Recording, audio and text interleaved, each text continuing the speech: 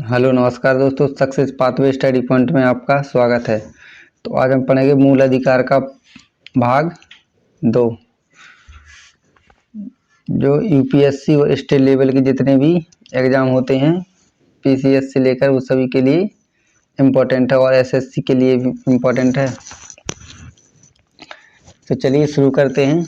जो दृष्टि prelims practice series के क्वेश्चन है उसी के क्वेश्चन लिए हैं। तो पहला देखिए क्वेश्चन है, भारत के संविधान के अनुच्छेद 14 के अधीन यथा प्रतिष्ठापित विधि के समक्ष समता तथा विधियों के समान संरक्षण के लाभ निम्नलिखित में से किसे या किन्हें प्राप्त हो सकते हैं।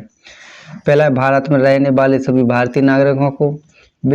दूसरा, विदेशों में रहने वाले सभी भारतीय नागरिकों को। 3, भारत के राज्य क्षेत्र के अंदर रहने वाले विदेशियों को। 4, भारत में जन्मे सभी नागरिकों को। नीचे दिए गए कूट का प्रयोग कर सही उत्तर चुनिए। ऑप्शन है पहला ए केवल 1 और 2, बी केवल 1, 2 और 3, सी केवल 1 और 3, डी केवल 4। तो क्या आंसर है? Option C. क्या? ऑप्शन सी 1 और 3। अनुच्छेद 14 में कहा गया है कि भारत के राज्य क्षेत्र में किसी भी व्यक्ति को विधि की समक्ष समता से या विधि के समान संरक्षण से वंचित नहीं करेगा। प्रत्येक व्यक्ति चाहे वह भारत का नागरिक हो अथवा विदेशी सभी पर समान रूप से लागू होता है। नेक्स्ट है, निम्नलिखित कथनों में से कौन भारत के संविधान के अनुच्छेद 14 से 18 के उपबंधों के अधीन समता के अधिकार से संबंधित है। पहला है धर्म, मूलवंश, जाति, लिंग या जन्म स्थान के आधार पर विभेद का प्रतिषेध। दूसरा, लोक नियोजन के विषय में अवसर की समानता। तीसरा, अल्पसंख्यकों को शिक्षा और संस्कृति संबंधी अधिकार। चौथा, अस्पृश्यता का अंत। नीचे दिए गए कूट का प्रयोग कर सही उत्तर चुनिए। ऑप्शन है पहला ए केवल 1, 2 और 3, बी केवल 3 और 4, सी केवल 1, 2 और 4, डी 1 और 2।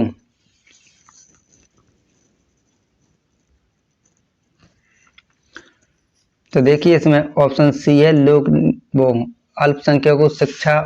ऑप्शन 3 तीसरा है अल्पसंख्यकों को शिक्षा और संस्कृति संबंधी अधिकार। ये तो 29 है, 30 का है, तो ये गलत है। और पहला के आधार पर प्रतिषेध का विभेद, ये लोक नियोजन अवसर समानता 16 और अस्पृश्यता का अंत 17। तो ये अनुच्छेद 14 से 18 के बीच में है। तो कौन सा आंसर? ऑप्शन सी केवल 1, 2 और 4।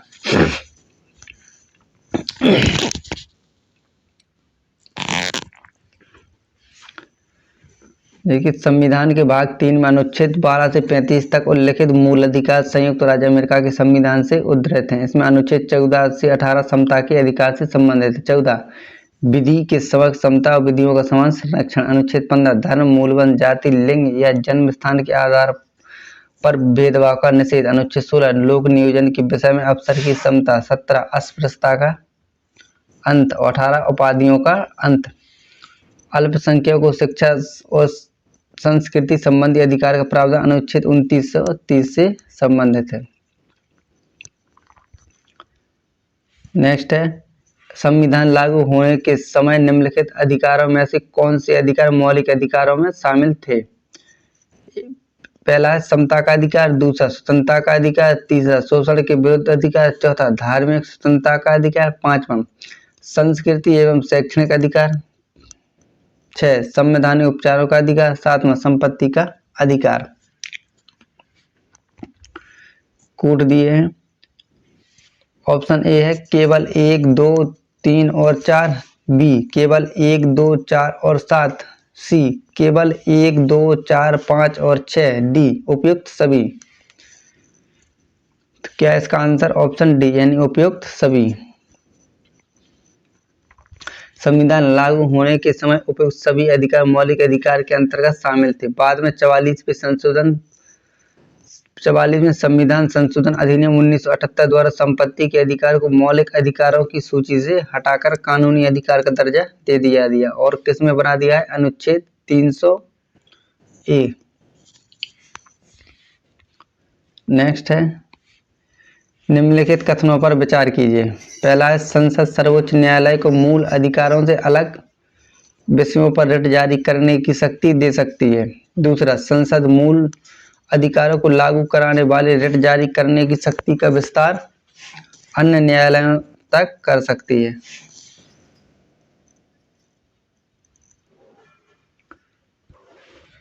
उपयुक्त कथनों में से कौन से सही है? ऑप्शन है केवल एक, बी केवल दो, सी एक और दो दोनों, डी ना तो एक और ना ही दो। क्या है आंसर? ऑप्शन सी, एक और दो दोनों।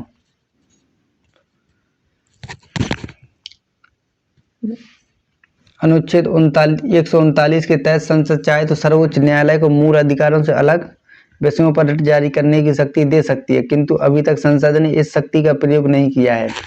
वही अनुच्छेद 32 क्लॉज 3 के अनुसार अनुच्छेद 32 क्लॉज 1 और 32 क्लॉज 2 में सर्वोच्च न्यायालय को दी गई शक्तियों पर कोई भी प्रतिकूल प्रभाव डाले बिना यदि संसद चाहे तो अनुच्छेद 32 क्लॉज 2 में दी गई शक्तियों में से किन्हीं यह सभी का विस्तार किसी अन्य न्यायालय तक कर सकती है। नेक्स्ट, कानून के समक्ष समता के संदर्भ में निम्नलिखित कथनों पर विचार कीजिए। पहला है, प्रत्येक नागरिक कानून के समक्ष समान होते हैं। दूसरा, प्रत्येक नागरिक को न्यायालय के द्वारा निष्पक्ष सुनवाई का अधिकार है।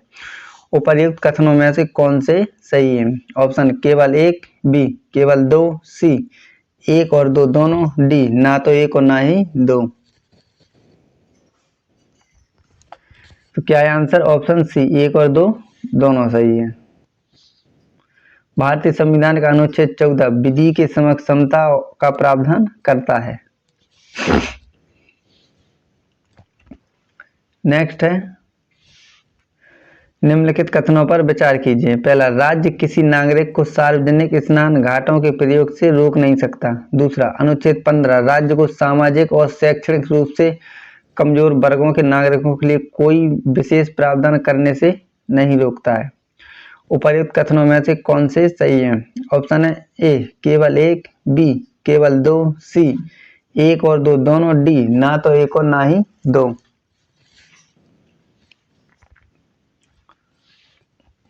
तो क्या है आंसर? ऑप्शन बी केवल दूसरा सही है, पहला गलत है। अनुच्छेद 15 में यह व्यवस्था दी गई है कि कोई नागरिक केवल धर्म, मूल वंश, जाति, लिंग, जन्म स्थान या इनमें से किसी के आधार पर जैसे दुकानों, सार्वजनिक भोजनालयों, होटलों और सार्वजनिक मनोरंजन के स्थानों में प्रवेश या पूर्णतः भागता राज्य निधि से पोषित या साधारणतः जनता के प्रयोग के लिए समर्पित कुओं, तालाबों, स्नान घाटों, दायित्वों के निर्बंधन या शर्त के अधीन नहीं होगा। यदि कोई व्यक्ति किसी जानलेवा संक्रमणीय रोग से पीड़ित है तो राज्य जन सुरक्षा सुनिश्चित करने के लिए उस व्यक्ति को सार्वजनिक स्नान घाटों के प्रयोग से रोक सकता है।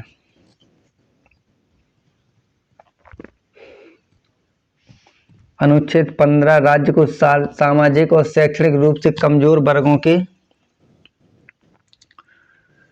नागरिकों के लिए कोई विशेष प्रावधान करने से नहीं रोकता, जिसमें स्थानीय निकाय में महिलाओं के लिए आरक्षण की व्यवस्था एवं बच्चों के लिए निःशुल्क शिक्षा की व्यवस्था शामिल है। अनुसूचित जाति एवं जनजाति के लिए सीटों का आरक्षण या सार्वजनिक शैक्षणिक संस्थानों में शुल्क से छूट शामिल है। सामाजिक एवं शैक्षिक रूप से पिछड़े लोगों या अनुसूचित जाति या जनजाति के लोगों के उत्थान के लिए शैक्षणिक संस्थानों में प्रवेश के लिए छूट संबंधी प्रावधान बनाया जा सकता है। इसमें निजी शैक्षणिक संस्थान शामिल हैं, चाहे वे राज्य द्वारा अनुदान प्राप्त करते हों या नहीं। अब बात के लिए इसमें अल्पसंख्यक शैक्षणिक संस्थानों को शामिल नहीं किया गया है।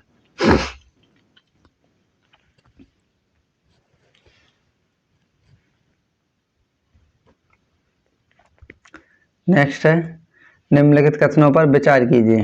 पहला, 1913 में पिछड़े वर्गों के लिए राष्ट्रीय आय अधिनियम को पारित किया गया था। दूसरा, बैकलॉग रिक्तियों में कैरी फॉरवर्ड नियम का प्रावधान जनता के अपर्याप्त रूप से प्रतिनिधित्व किए गए वर्ग को सुरक्षित करने की विचारधारा को अंगीकार करता है।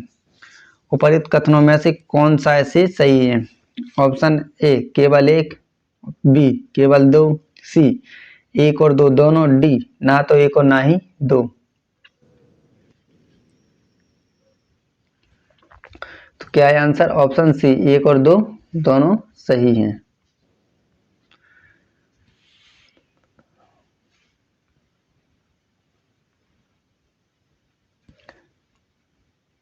नेक्स्ट, इंदिरा साहनी केस का संबंध निम्नलिखित में से किस विषय से है? ऑप्शन ए पिछड़ा वर्ग आरक्षण से, बी मौलिक अधिकारों के उल्लंघन से, सी संपत्ति के अधिकारों से, डी उपयुक्त में से कोई नहीं। तो किससे है? ऑप्शन ए सही, पिछड़ा वर्ग आरक्षण से। सरकार द्वारा पिछड़ा वर्ग आरक्षण से संबंधित मंडल आयोग की सिफारिशों को लागू करने के विरुद्ध सर्वोच्च न्यायालय में कई अर्जियां दायर की गईं, जिनमें से एक इंदिरा साहनी बाद 1992 भी था। सर्वोच्च न्यायालय ने अपने निर्णय में सरकार के फैसलों को सही करार दिया है। नेक्स्ट, भारतीय संविधान के अनुच्छेद 17 के संदर्भ में निम्नलिखित कथनों पर विचार कीजिए। पहला है, एक व्यक्ति जिसे अस्पृश्यता के तहत दोषी करार दिया जाए संसद या राज्य विधानमंडल का चुनाव नहीं लड़ सकता। दूसरा, सिविल अधिकार संरक्षण अधिनियम 1955 व्यक्तियों के सामाजिक बहिष्कार या धार्मिक सेवाओं से उनके बहिष्कार को अस्पृश्यता के तहत अपराध मानता है। उपर्युक्त कथनों में से कौन सा ऐसे सही है? ऑप्शन ए केवल एक, बी केवल दो, सी एक और दो दोनों, डी ना तो एक और ना ही दो।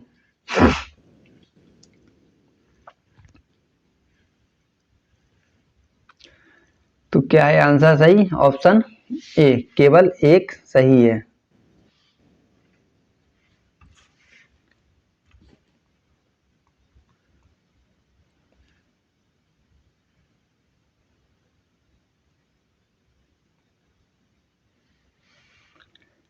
देखिए किस किस को अपराध मानता है।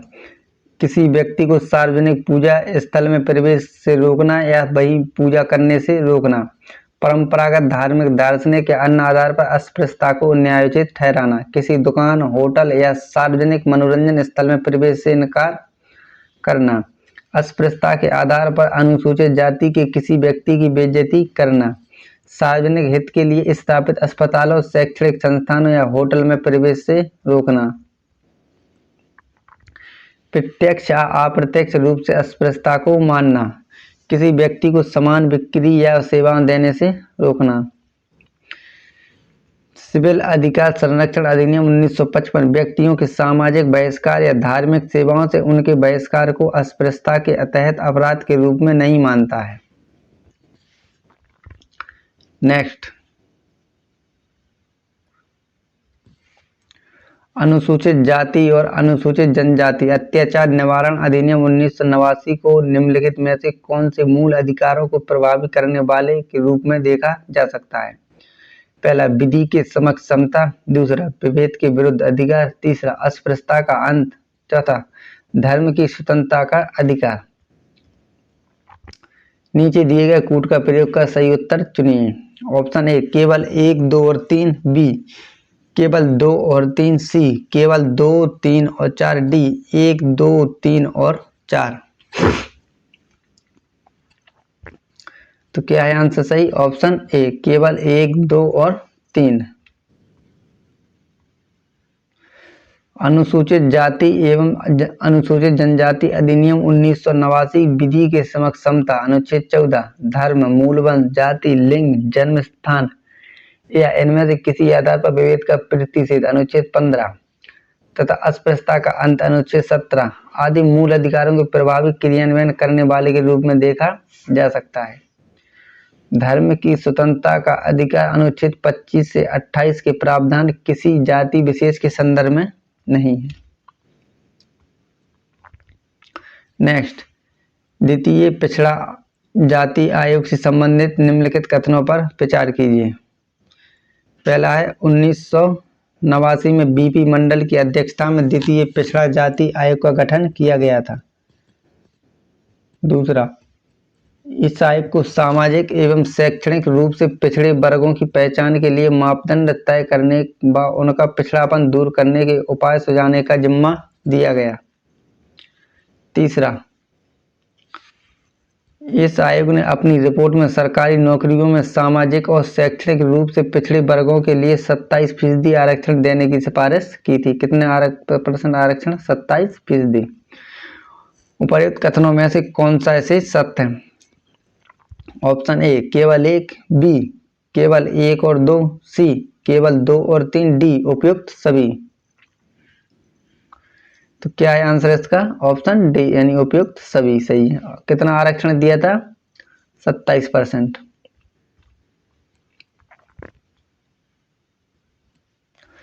उन्नीस सौ 93 में काका कालेलकर की अध्यक्षता में पिछड़ा जाति आयोग कौन सा प्रथम पिछड़ा जाति आयोग का गठन किया गया था। 1989 में द्वितीय पिछड़ा जाति आयोग बीपी मंडल की अध्यक्षता में गठित हुआ था। इस आयोग को सामाजिक एवं शैक्षणिक रूप से पिछड़े वर्गों की पहचान के लिए मापदंड तय करने व उनका पिछड़ापन दूर करने के उपाय देने का जिम्मा दिया गया।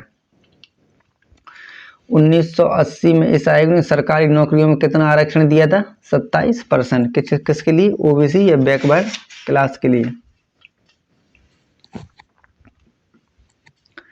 1993 में आयोग की सिफारिश को लागू किया गया था। मंडल आयोग की सिफारिश लागू होने के बाद 1993 में राष्ट्रीय पिछड़ा वर्ग आयोग का गठन हुआ। आरक्षण के संबंध में इंदिरा साइनी बनाम भारत संघ मामले में सर्वोच्च न्यायालय के 11 सबसे वरिष्ठ न्यायाधीशों की पीठ ने बहुमत से सरकार के फैसले को वैध घोषित किया था। साथ ही न्यायालय ने पिछड़े वर्ग में अच्छी आर्थिक स्थिति वाले लोगों को इस आरक्षण का लाभ न देने का भी निर्णय दिया था। बस सरकार को इसे सुनिश्चित करने को कहा। नेक्स्ट, अभिव्यक्ति की स्वतंत्रता के अधिकार के संदर्भ में निम्नलिखित कथनों पर विचार कीजिए। पहला, व्यक्ति की स्वतंत्रता के अंतर्गत बोलने, लिखने और कला के विभिन्न रूपों में स्वयं को व्यक्त करना शामिल है। दूसरा, दूसरों से स्वतंत्र ढंग से विचार विमर्श और संवाद करने से सभी के विचारों और व्यक्तित्व का विकास होता है। उपर्युक्त कथनों में से कौन सा ऐसे सही है? ऑप्शन है केवल 1, बी केवल 2, सी 1 और 2 दोनों, डी ना तो 1 और ना ही 2।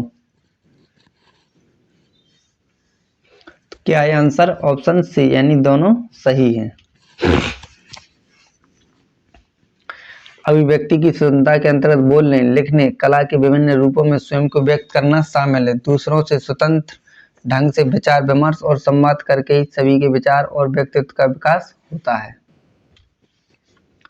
नेक्स्ट, भारत के संविधान के तहत निम्नलिखित में से कौन सा एक मूल या मौलिक अधिकार नहीं है? ए समता का अधिकार, बी स्वतंत्रता का अधिकार, सी नागरिकता का अधिकार, डी शोषण के विरुद्ध अधिकार। तो क्या नहीं है मूल अधिकार? नागरिकता का अधिकार।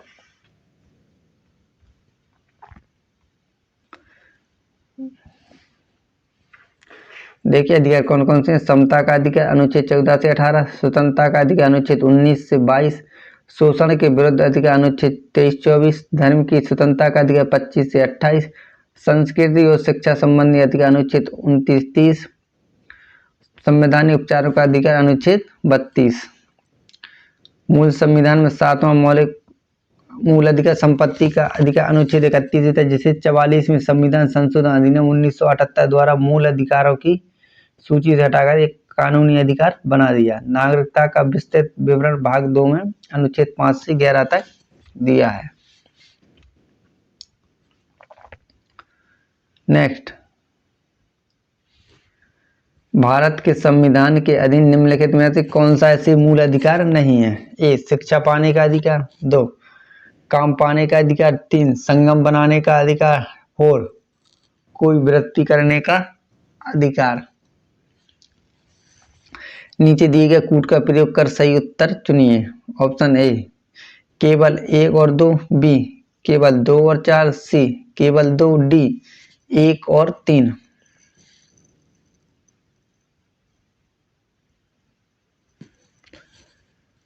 कौन सा मूल अधिकार नहीं है? केवल 2।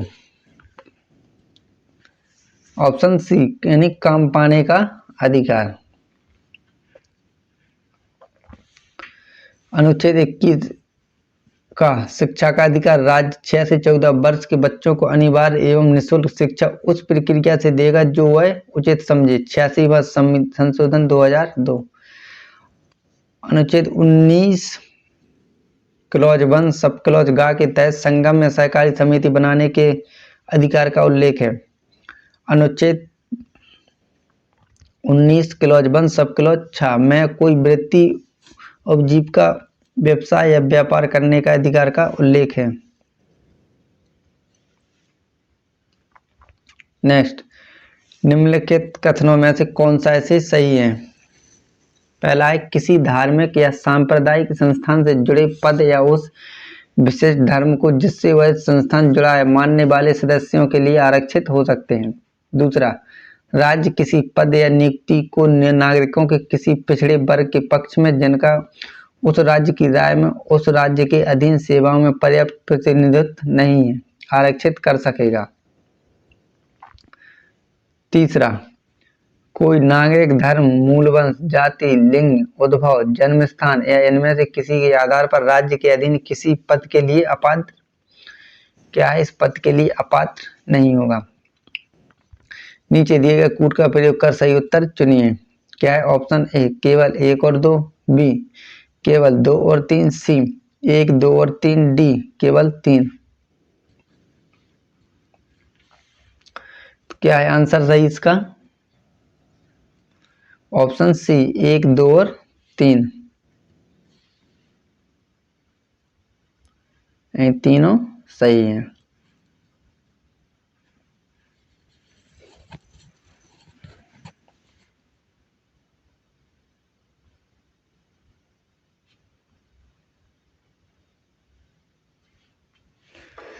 देखिए, अनुच्छेद 16 क्लॉज 5 यह प्रावधान करता है कि राज्य किन्हीं धार्मिक या सांप्रदायिक संस्थाओं के प्रबंधन के लिए उस धर्म या संप्रदाय के अनुयायियों की ही नियुक्ति का उपबंध कर सकता है अर्थात आरक्षित कर सकता है और शेष धर्मों तथा संप्रदायों के अभ्यर्थियों को ऐसे नियोजन में अवसर की समानता से वंचित कर सकता है।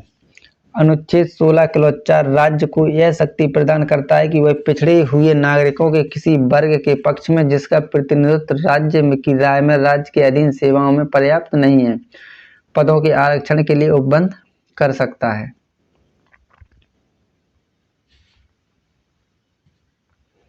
अनुच्छेद 16 क्लॉज 4 लागू होने की 2 शर्तें। कौन सा?